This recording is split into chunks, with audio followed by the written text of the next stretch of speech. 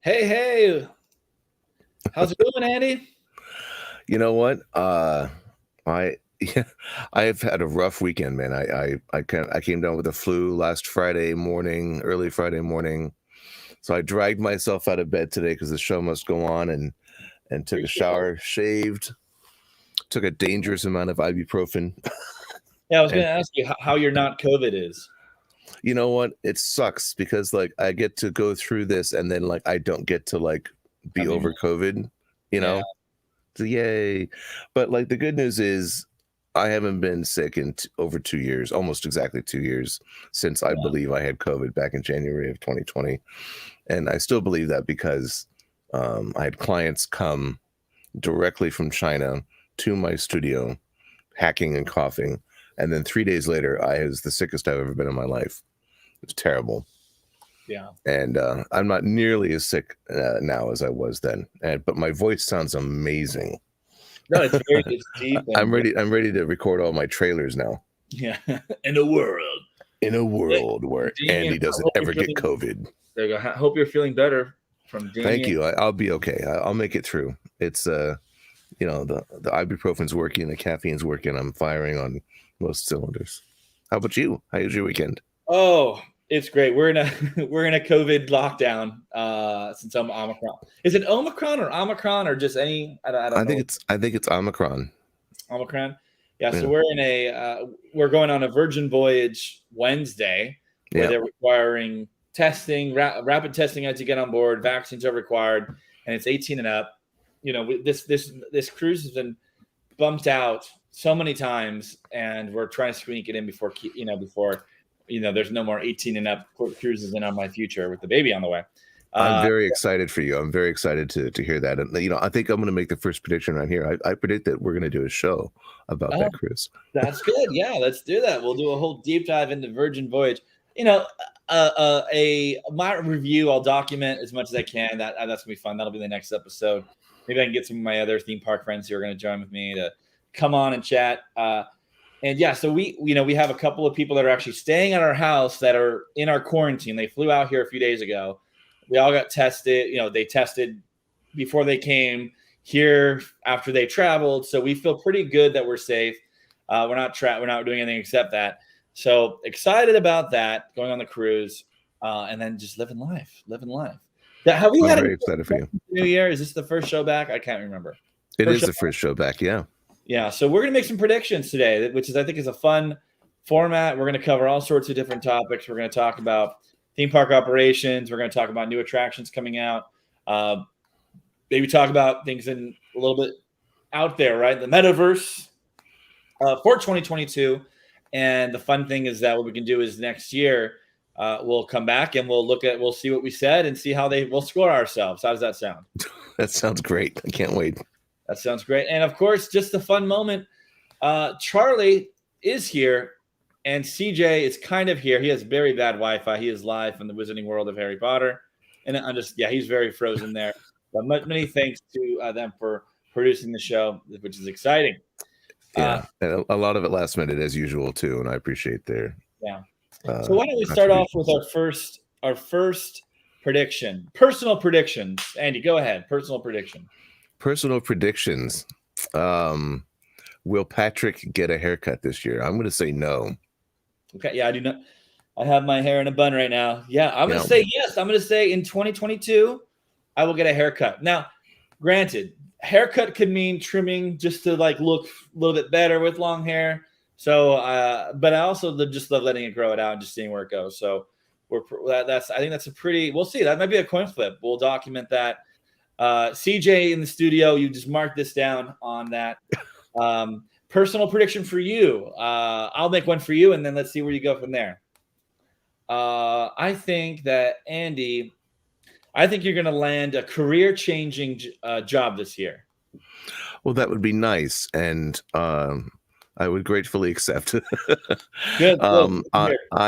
It's possible too. I'm again, the theme of today is to not break NDAs. Yeah. But I will say that it's definitely possible. I love it. And then before we get started into the real meat, you didn't hear our personal predictions. It's David Cobb's birthday. Happy birthday to David Cobb. Happy birthday to Dave. I know he's at home and in quarantine as well. He's got the COVID. Yeah, dude. I mean, so many people have COVID right now. And he if you follow him on Twitter, you saw, he's been just testing himself every week, and then just no symptoms turn positive. And on his birthday, I mean, that's not a great birthday present. So unfortunately, stay safe out there. Make sure you get boosted, and wear those KN95 masks. Might be time to we might be able to write this down, CJ and Charlie. We should get our resident doctor to chat a little bit about what's going on in the world about that. That'd be very interesting. Yeah, Dr. Cochran. Maybe we can have him at the top of the next show. Yeah. Oh, that'd be great. Yeah. I mean, I want to wait till after I go on the cruise, because I don't want to hear him advise me to go against the cruise. Right. And I'd also like to take a moment to congratulate our friend and friend of the show, Jason McManus, on his promotion to principal at Think Well, and it's extremely exciting and well deserved. I'm very, very excited and happy for him. Yeah, we'll have to get him on the show to chat about that, which is really cool. Yeah, I reached out and hope to see him one of these days, and I'll be back on, I'm sure. Yeah, any career advancements, always great to hear.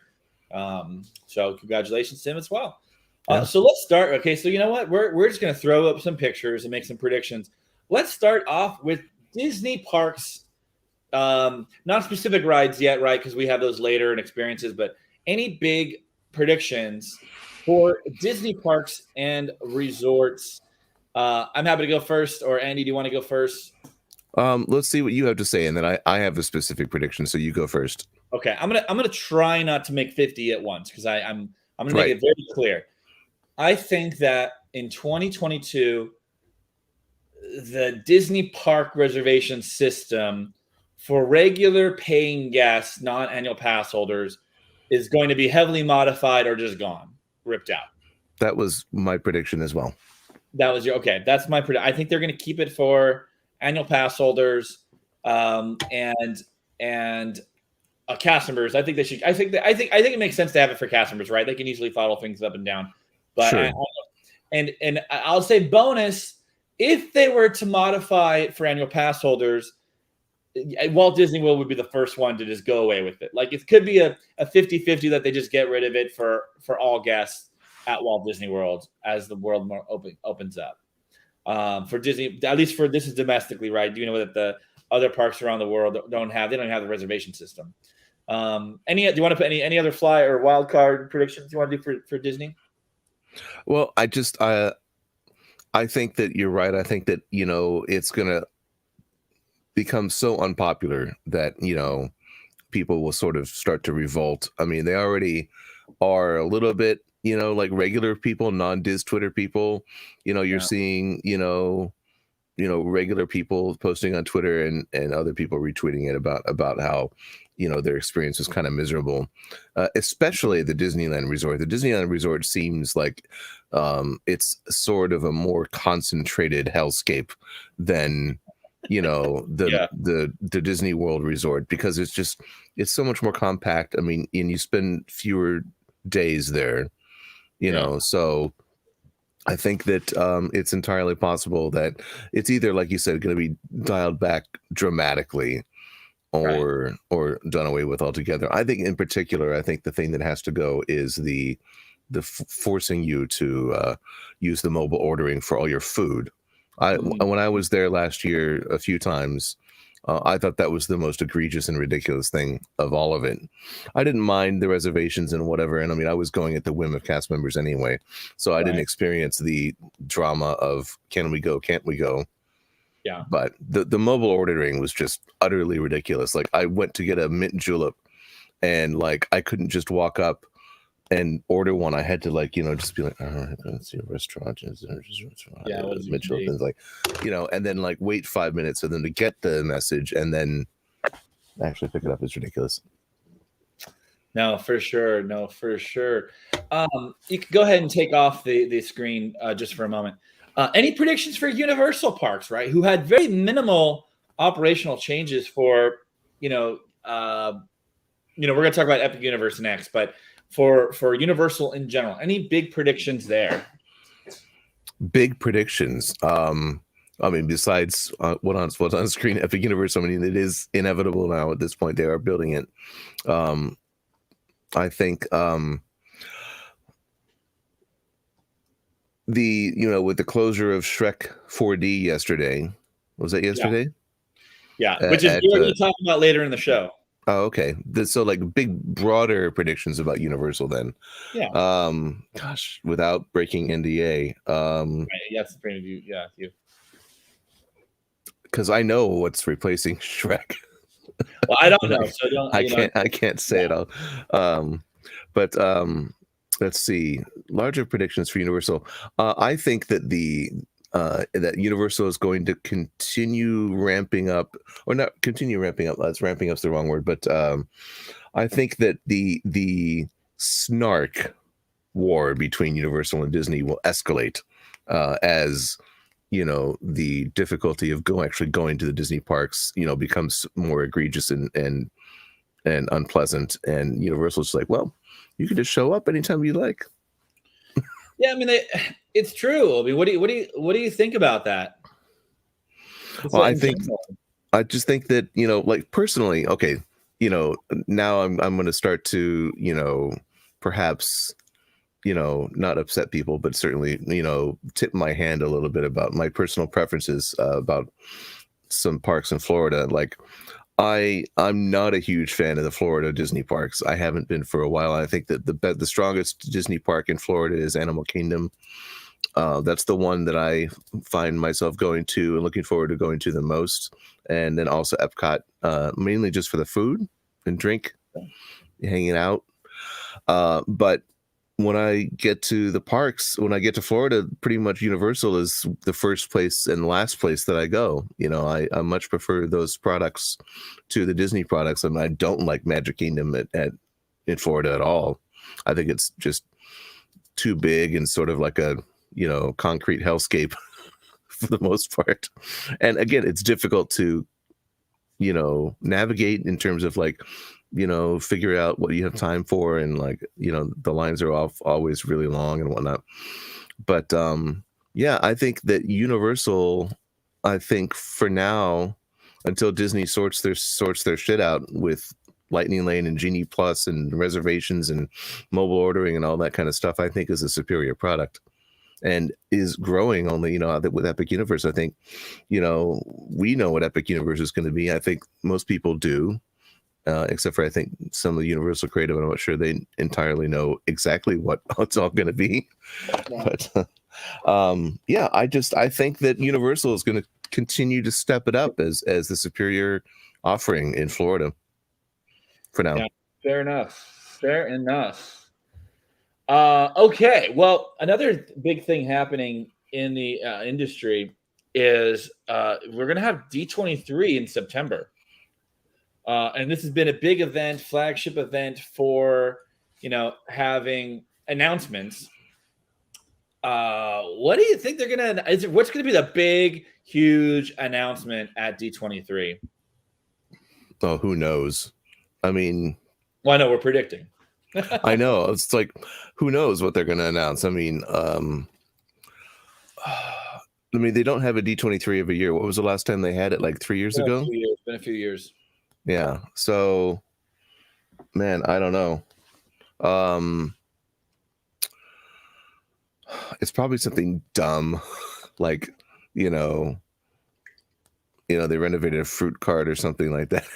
I don't know. Hey, come on, we are professionals. No. This is not This is not a the Walt Wright blog. We are professionals. Give me a real prediction of when you think is going to be announced. I mean, do you think that Tron will open this year? I mean, is D23 going to be in the announcement of attractions that we already know about that are under construction? I will say, I think, because that is okay. So I will say an announcement about when Tron will open, very likely, right? They'll probably either confirm. I don't think it's been confirmed for 23 yet, but I mean, it's hard to tell. But I think we'll probably get that seasonal. It'll be summer 2023 or spring or whatever it is. That's a pretty decent prediction. I don't think that's like the end all be all of interesting. But how about what about give me a pie in the sky? Like, would you think they would announce a new Star Wars hotel opening up in like Shanghai? Absolutely not. I don't think so. I think. Well, have they announced Zootopia already? It's That's under construction in Shanghai. Yeah. Okay. Well, in 2023, all the stuff opens in Japan that they're working on right now, all the Frozen stuff and all that. Yeah. So that all opens up in 2023. But they've announced that already. I don't know. Yeah. I mean, I don't know. I don't think that. I mean, the pie in the sky, like total, like bombshell, holy shit, kind of announcement that they can make is like, you know, a third gate in Anaheim or a, you know, fifth gate in Florida, which I don't think that they would do. Not for a long time. I think like I'd say like the long odd might be announce a new land for Animal Kingdom. That could be something, but maybe it's not even like they don't even tell. It's such a vague announcement that it's something. But fair enough. I don't know. I mean, like maybe announcing Star Wars Land for, you know, Galaxy's Edge for Paris. Did they announce that already? Maybe. Well, there was that whole big slate of stuff that they had announced that then just got canceled, if I recall. Yeah. For the Studios park. Yeah. Well, the Marvels go in there. Fair enough. Yeah. Let's move on. So, opening year for Epic Universe. Oh yeah, but Joe Fox just had a good point. Let's see. Yeah. Exactly. So bring up the Joe Fox quote. A comment. Yeah. Let's go take place at the Dinosaur Land. Let's blue sky that for a second, just you and I. What is that plot of land going to become? What do you think? Well, it's like you know what I'd love to see. I'd love to see, you know, like is it big enough for like the big Animax dinosaur arena show? Oh, interesting. Because that would be cool. Yeah, no, that's interesting. Yeah, I mean, I think it's the Dino Land is really sad. The dinosaur ride is great. I enjoy that ride, but I do too. Yeah. The land is getting kind of sad, right? A replacement for the old Chester and that whole area, besides the stroller parking area, that could be something. That could be a safe bet. More kites. Oh no. That's stupid. Really? That's stupid show. Oh, it's fine. It's a goof. Is it? It's a goof. Is it more like a Schadenfreude fun? Like, you know, you just like, you know, like, oh, let's go watch the kites crash.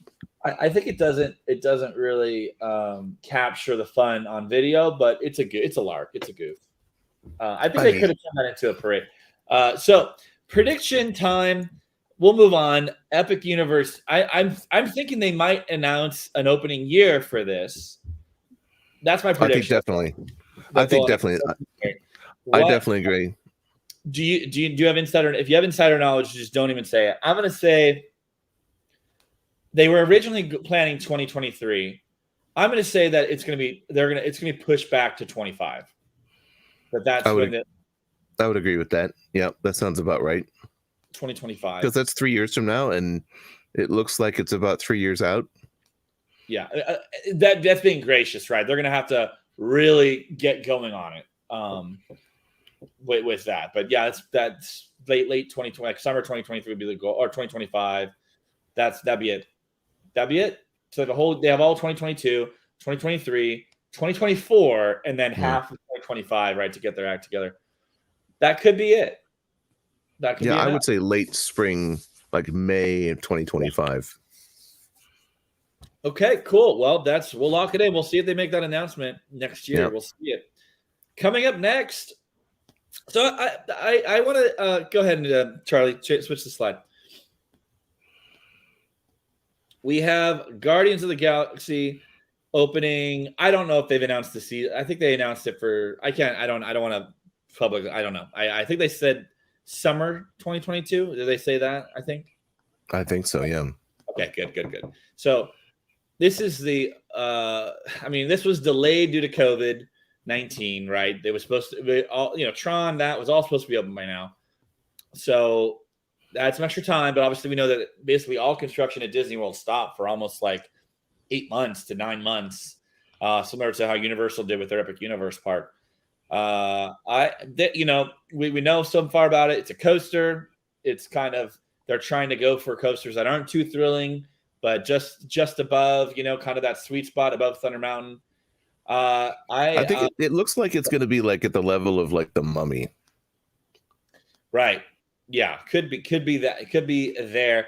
I'm going to say this is going to be kind of the sleeper hit of the theme park world for 2022, of where everything's kind of behind the scenes, closed doors, right? It's not like Velocicoaster where you see it being built, or Hagrid's, you kind of see what's going on.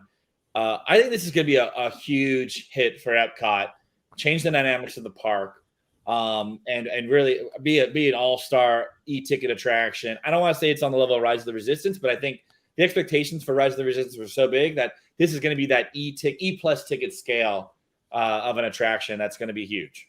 I agree, and I think that using the large format screen technology from Shanghai Pirates and throwing it into a roller coaster setting is I think going to be very exciting.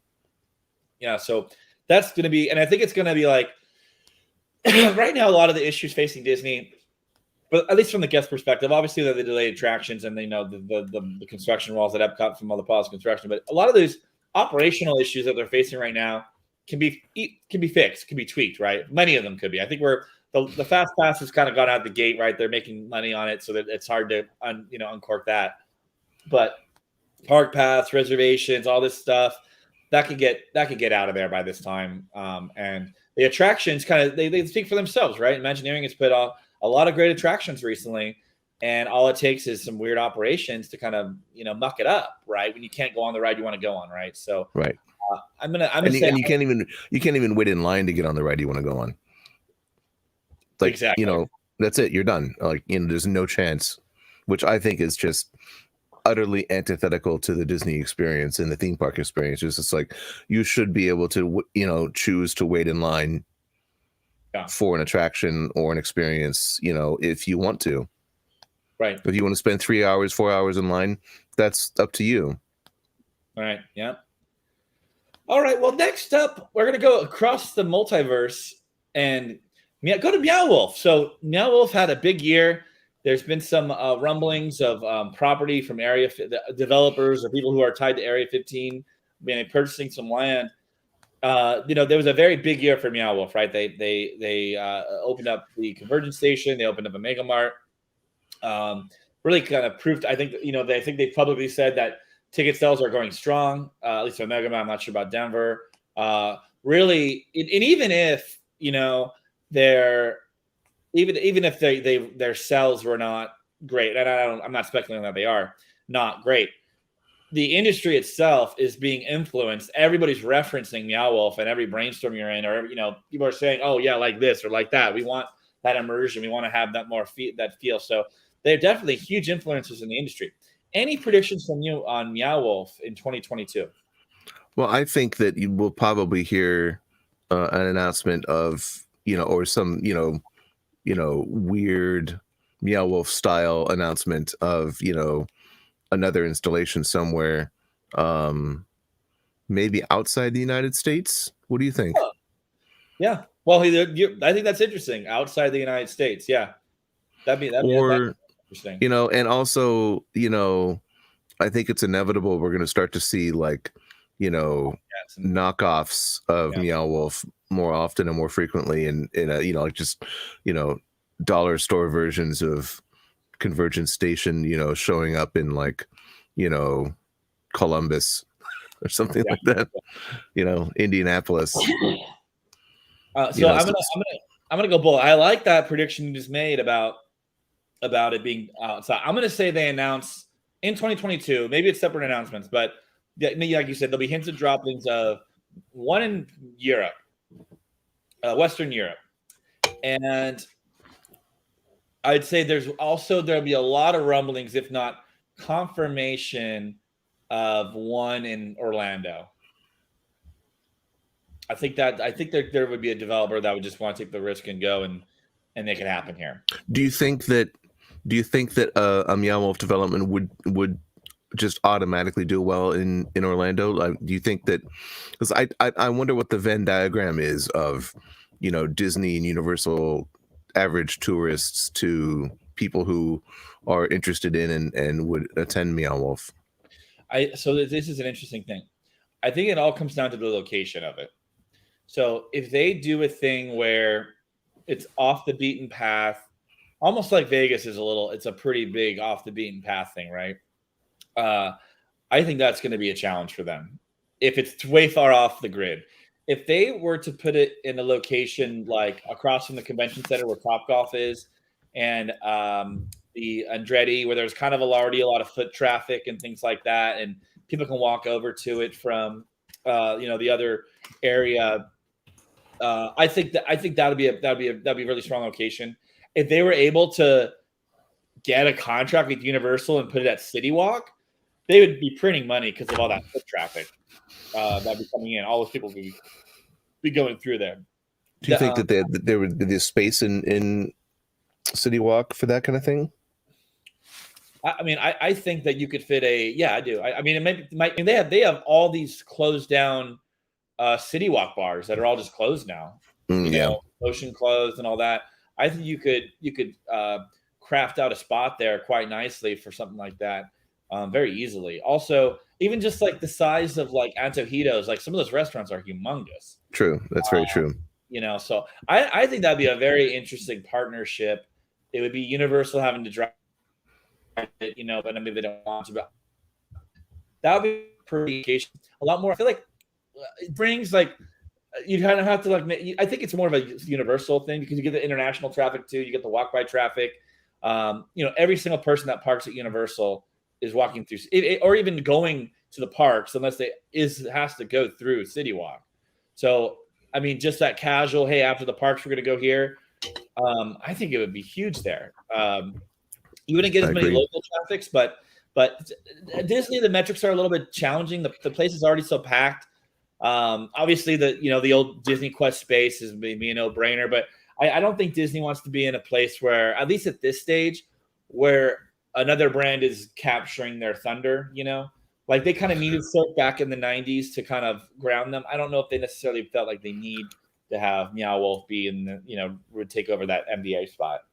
Yeah, I mean, just looking, Joe Fox also just commented the old Blue Man Group theater space as well. I think that's a really good possibility. Yeah. And thinking about it too, I think here's one thing that most people don't realize or understand is that besides people like us, theme park fans, and professionals, the demographics between people that go to Disney and people that go to Universal are generally very separate. People either go to one or the other.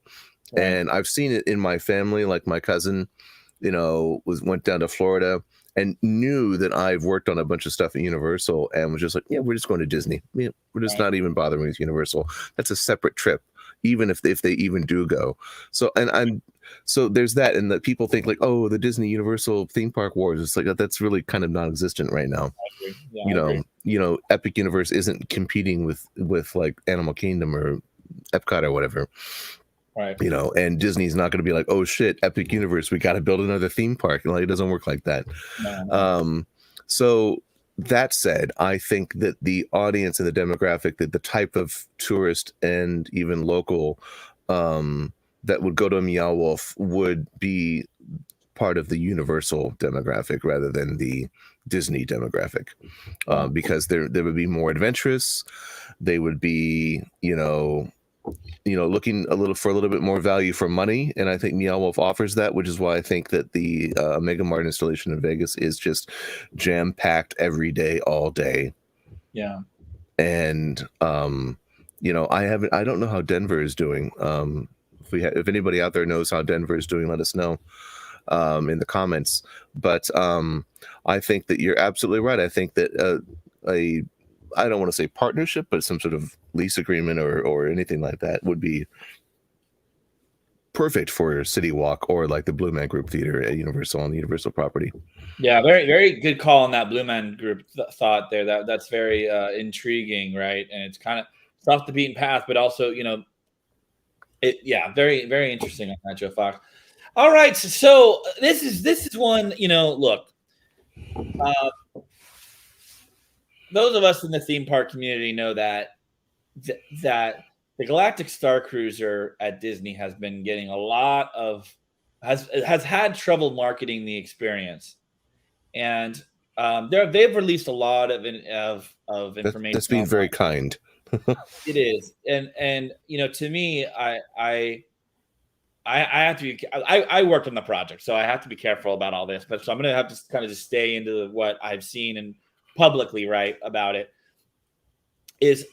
People are, they're building, because this is a LARPing or can be a LARPing experience, interactive actors, and they're building the world's most elaborate stage. And when Disney attempted to market this, when things aren't actually what they are, and you're just walking down a hallway, I don't think that's very captivating, and it hasn't captivated the audiences of people. Now, having said that, Disney doesn't really need to have the general public care about this project. Doesn't matter. They're competing on the Four Seasons rate, more than the Four Seasons, depending on the time of year, and super fans and wealthy people that want to just have an elevated experience. Yeah, on a lark, right? And so my prediction for this is that, it's going to open, right? People are going to experience it. And I think that the overall immersive experience that guests are going to have is going to be pretty, the people that are intrigued by that Westworld experience are going to be blown away by it. If you're coming in there looking for a luxury experience and you just want to check out and have a cocktail, not going to be that fun for you, right? As described and marketed, I think this is a game changer for the industry, completely a game changer. I think so this is just me saying, I think it's going to be a creative and storytelling success unlike we've ever seen in our lives with this much money. I know there's been ever more or other parks out there, but this level of a company going all in like this is going to be incredible. I think it's going to be well received by actual humans that are experiencing it. And I have a little bit of frustration because I'm on Twitter and I say, oh, this project's terrible.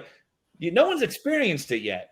How are you saying that's not true per se? The public has not experienced it yet, right? So I think the expectations on it are so low in the theme park community that anything is going to beat that. So that's my prediction, is that's going to be well received by the fans and the general public when they actually start doing it. Any predictions here? Feel free to negate everything I said if you'd like. No, I totally agree with everything you said. Since you're not in a position necessarily to criticize, I'll do all the heavy lifting first there. Sure.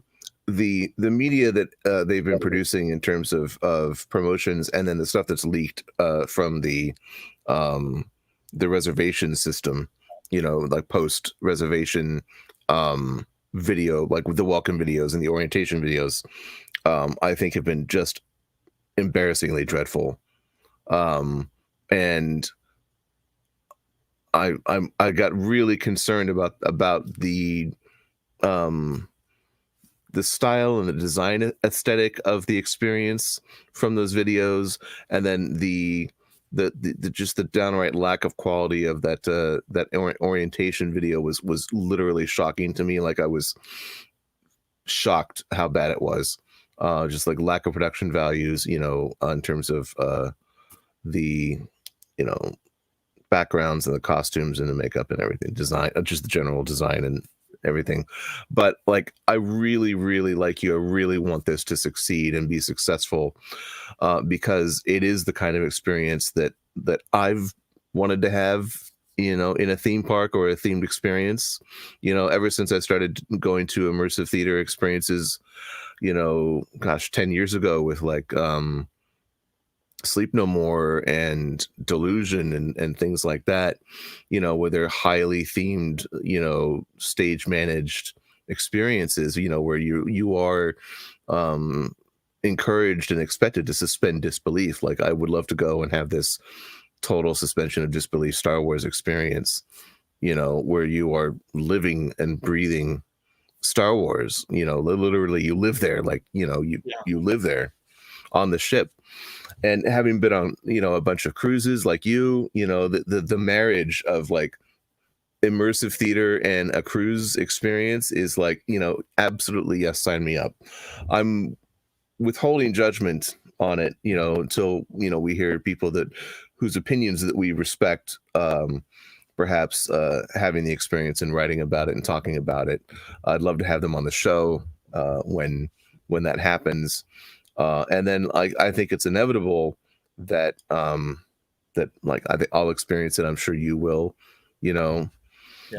And I hope that it's successful. I hope that, when it opens in March and, the reviews start coming in, people are just like, okay, look, forget what you think about this. It's not that, or it's better, or it's vastly superior to anything you thought it was. Or if you're worried about the art direction and production design or whatever of the stuff that you've seen, just forget about it. None of that matters because it's just so crazy good.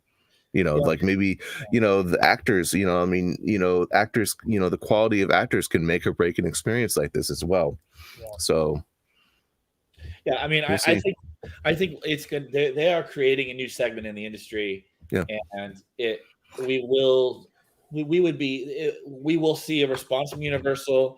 Likely you'll be able to stay at Hogwarts, or whatever their equivalent to that. I just watched all the Harry Potter movies, but yeah, live in Hogwarts for the day. Well, I mean, I think you and I both know that kind of stuff has been on the books for 10, 15 years, right. I think to dust that off and,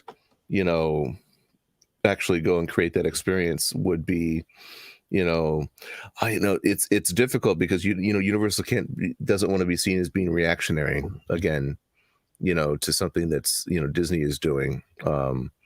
But I think that there's a lot of smart, creative people at Universal and beyond that could create something, as good or better than whatever the Star Wars hotel is going to be. Well, and the biggest challenge that they're going to face is the return on investment, right? When you're building a huge, elaborate, the reason why you can do a theme park ride is because you're able to get 2,000 people per hour on Forbidden Journey through that environment.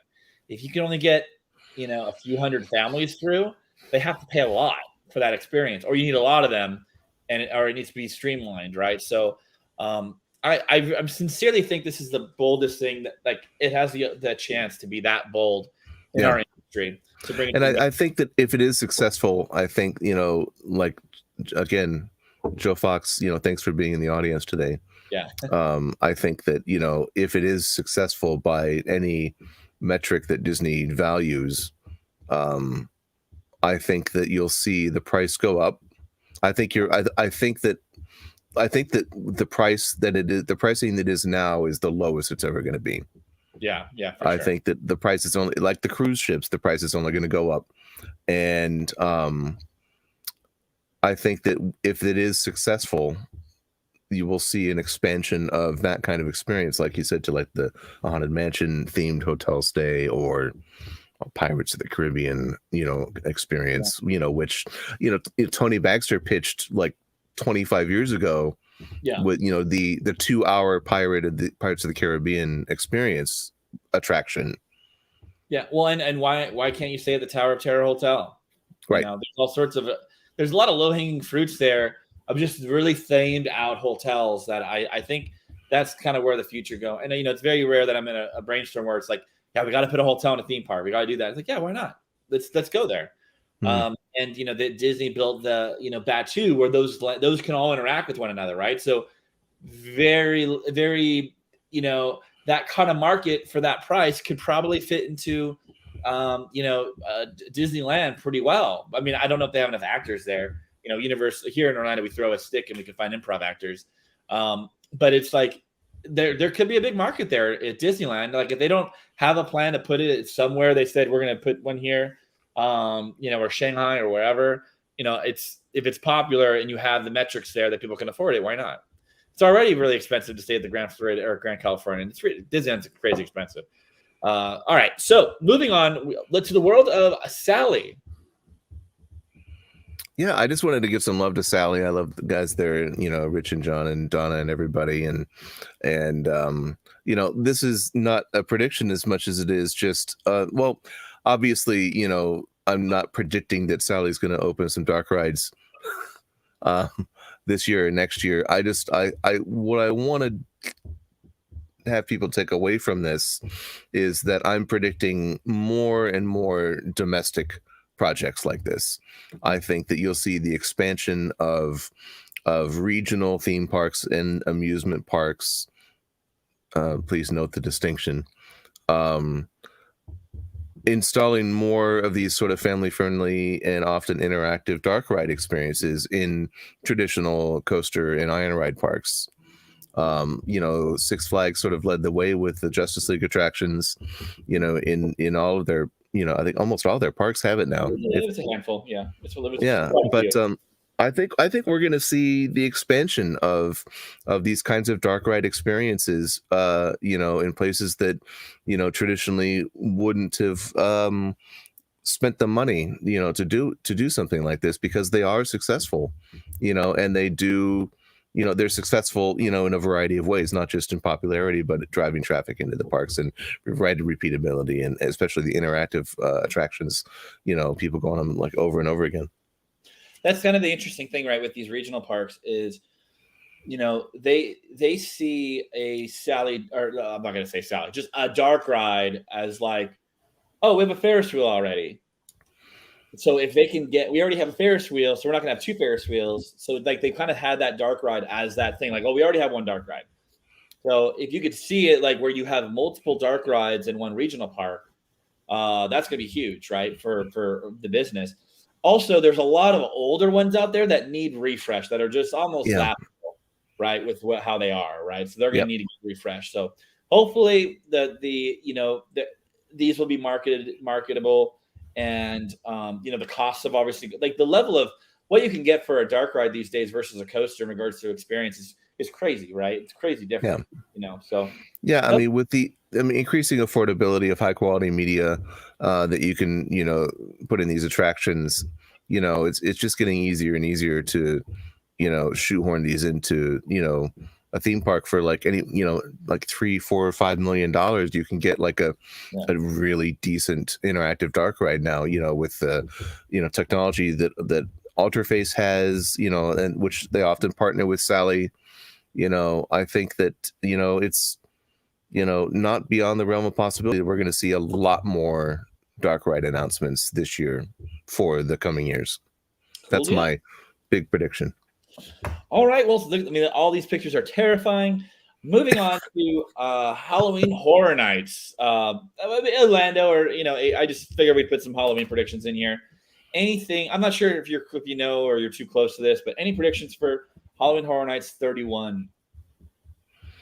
I mean, I have to kind of take a pass on that. Okay. I'm gonna say Marathon of Mayhem comes back. Like, that's gonna be a staple for years to come. I can neither confirm nor deny that. Yeah, I'm going to say that. I'm going to very bold. I'll double down on that.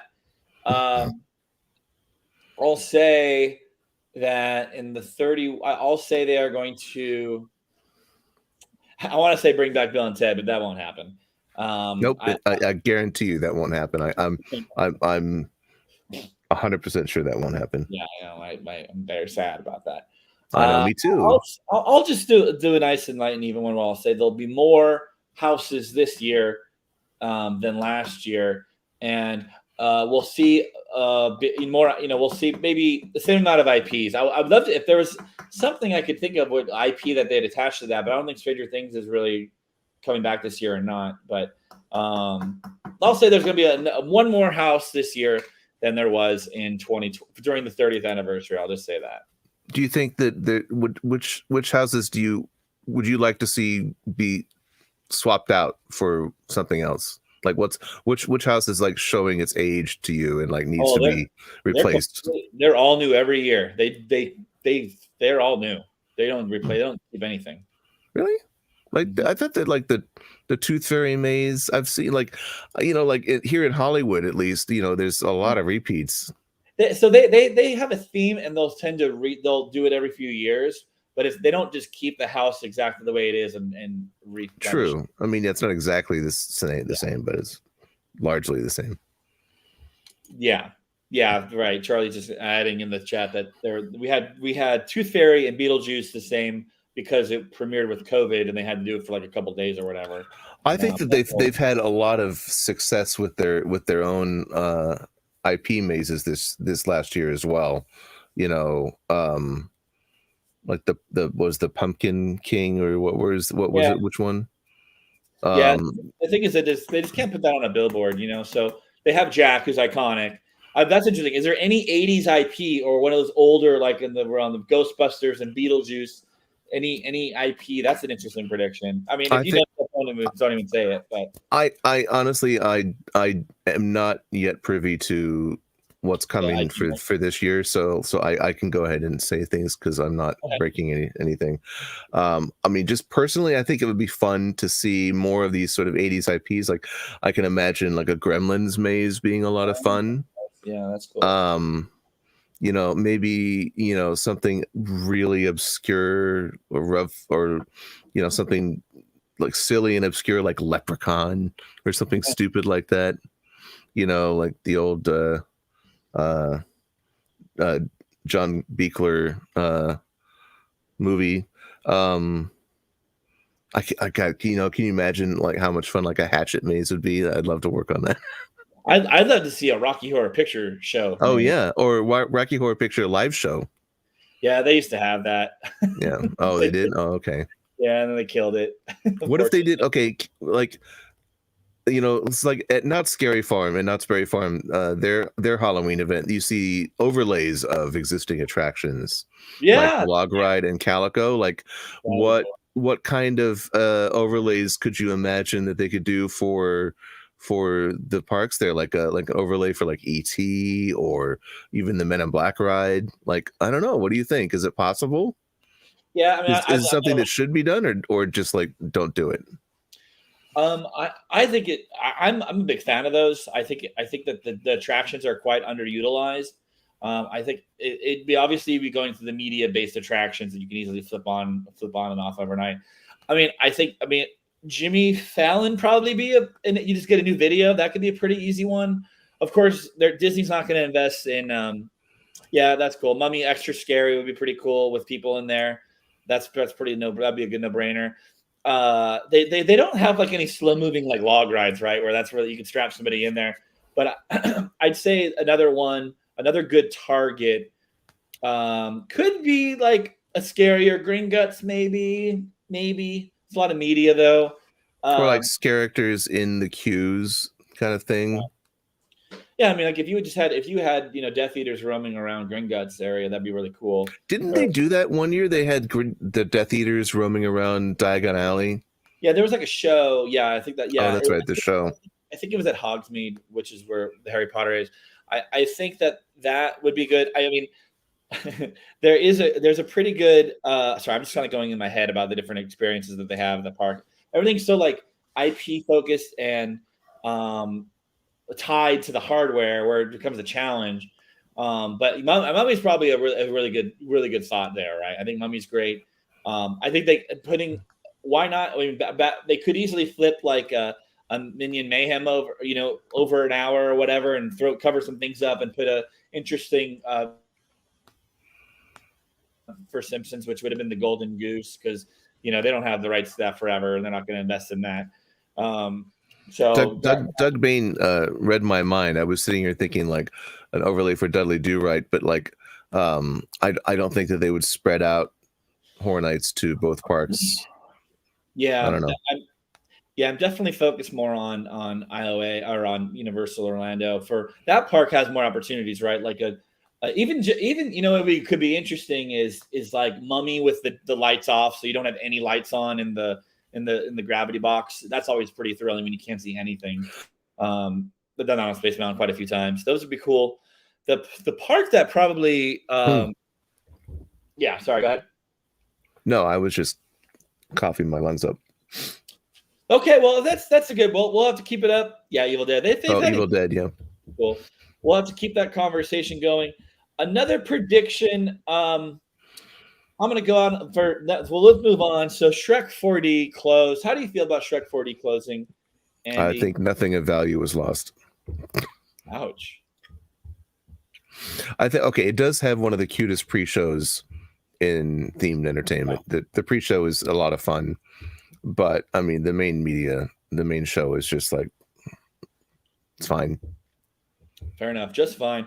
Yeah, I mean, it's people, Shrek has its own land in Singapore, right? The attraction's still going to exist in Japan. Hollywood closed down a few years ago. It's now a DreamWorks theater. I find it amazing that this IP persists, because if you go back and look at the original movie, the original Shrek movie, not only is it extremely dated in terms of pop culture references and music, but it's just like, it doesn't hold up. I mean, I think the only reason that it is popular as it continues to be is because of the presence in the theme parks. Yeah, I think people have forgotten, that those movies are utterly forgettable. Well, and I think it was a breakout hit for DreamWorks, right? It really kind of put them on the map for being kind of the anti-Disney in a way. Yeah, I mean, the movie's 20 years old now. Yeah, and we all know where that's. I feel like that's interesting. The third part about nowadays is it's really for a franchise, whether it's Disney or DreamWorks or Pixar, to really break out and be this huge thing, because the market is so saturated. Disney's releasing 3 movies, sometimes more a year, through Pixar or this or Fox Animation. So there's so much competition in the market for animation that it's not like the days of the 90s, right, where Lion King comes out. Oh my gosh, this is the big deal. Or Tarzan. And it's like, It is the event of the year. You know what I mean? Now it's like you throw a rock and there's 5 animated movies that are all fine and dandy. Right. Well, and the way that we consume media has changed completely in the last 20 years, with streaming and everything, and the announcement that the announcement of what's the Red Panda movie? What's it called? Kung Fu Panda? No, the new Pixar movie with the big red panda girl. Oh, Turning Red or something? Yeah, something like that. They're just like, know what? It's fine. It's just going to be on Disney Plus. Forget about it. Where that would have been like a big movie. Yeah. Yeah. The market's very saturated. It's very interesting how saturated the market is with that. So I have no idea what this attraction is. I mean, people have already speculated it'll be The Secret Life of Pets, because they just opened it at Disney, or I'm sorry, Hollywood. I don't have any inside knowledge on this. If I had any inside knowledge on this, I would not say it. Therefore, I am going to not speculate on that. I'm going to say that they are not going to announce the replacement this year. That's my speculation. I think that they already hinted at it today on the Universal Orlando Twitter, where they replaced the onion on the trash can with a banana. And that's all I'm going to say about that. Well, banana, huh? So they've hinted already. Have they said, okay. Huh. Okay. Oh, interesting. And I know exactly what it's going to be. I can't say, but I think people are really going to enjoy it. And I think that, it's certainly not what people are expecting, but it's going to be a lot of fun. Okay. Well, I'm not even going to speculate it. So I'm not going to say anything at all. We'll see what it will be. I wouldn't even tell you offline if you want to be surprised. No, we do not share secrets. All right. If anybody in the chat that's watching wants to throw out any predictions while we kind of wrap up the show, we'd love to see them. Okay, so there, it's all Minions. It's funny. Is that a hint? Because you said banana, I was like Minions, but it's like they have that. So obviously that make you think it's like going to be a happy, silly fun land from the Minions. Is that part of that IP?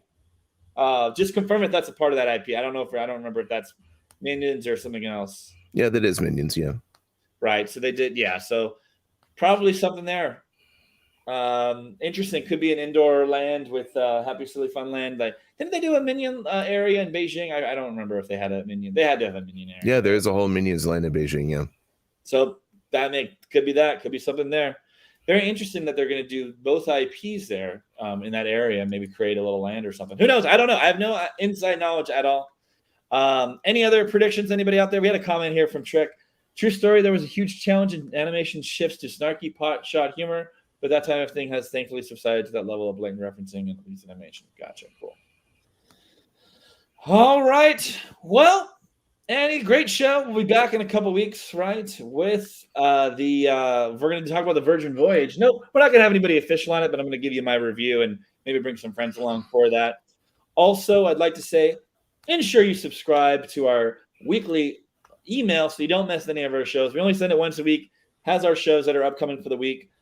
Subscribe on YouTube, subscribe on Twitter, LinkedIn, all of our places. We have over 1,000. Well, we have like several thousand followers, but specifically on LinkedIn, we have crossed over 1,000 followers, which was super cool. We appreciate that support. And I'm thankful to all the community. Now it's like we have the highest amount of people watching now, which is funny because we were slow to start. Any other comments or happening or messages, Andy? Well, I'm just grateful that we're back and that TETV continues to thrive and grow.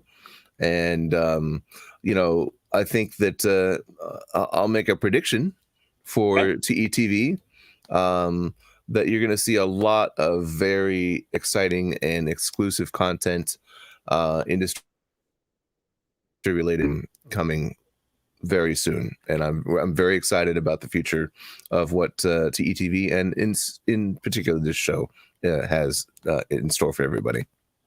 All right. Well, thanks for joining us, everybody.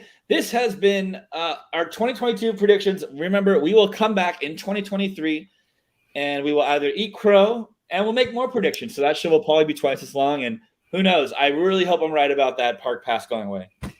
Me too. All right. Bye, everybody.